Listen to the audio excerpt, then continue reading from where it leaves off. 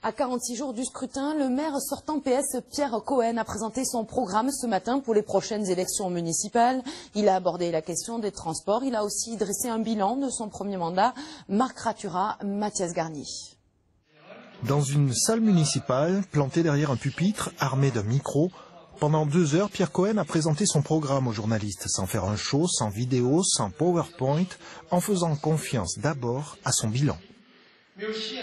Toulouse, il y a 6 ans, n'était pas à la hauteur des grandes villes telles qu'elles avaient évolué ces dernières décennies. Je pense à pratiquement toutes les villes qui deviennent des métropoles. Et avec le sens à donner d'être en responsabilité d'une ville pour tous. Parce qu'aujourd'hui, de plus en plus, la démographie de Toulouse est forte. Et donc, il y a à répondre en matière de logement, en matière de déplacement, avoir une vision et ne pas répondre au coup par coup. Avant de détailler ses projets, Pierre Cohen veut planter le décor et évoquer Toulouse d'une manière globale.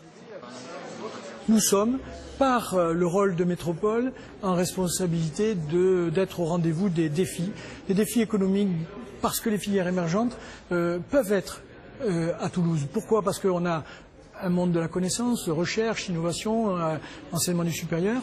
On a des entreprises de qualité qui se sont construites souvent en termes de compétences grâce à l'industrie aéronautique. Je pense au numérique, je pense aux matériaux, je pense à la façon dont on est, je dirais, au rendez-vous des connexions. Mais Pierre Cohen sait que les Toulousains l'attendent sur du concret. Il défend sa politique des transports contre le tout métro et pour la poursuite du maillage du territoire grâce aux bus, aux tramways et bien sûr aux métros existants.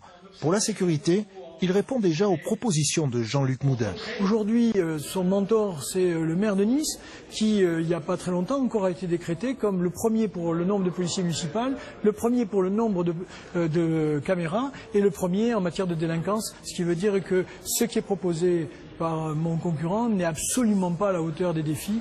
Les premières piques fusent. Quant au débat avec Jean-Luc Moudin, qui le réserve pour le 2e tour, aujourd'hui à cette semaine du vote, il veut débattre avec tous les candidats et surtout avec les Toulousains.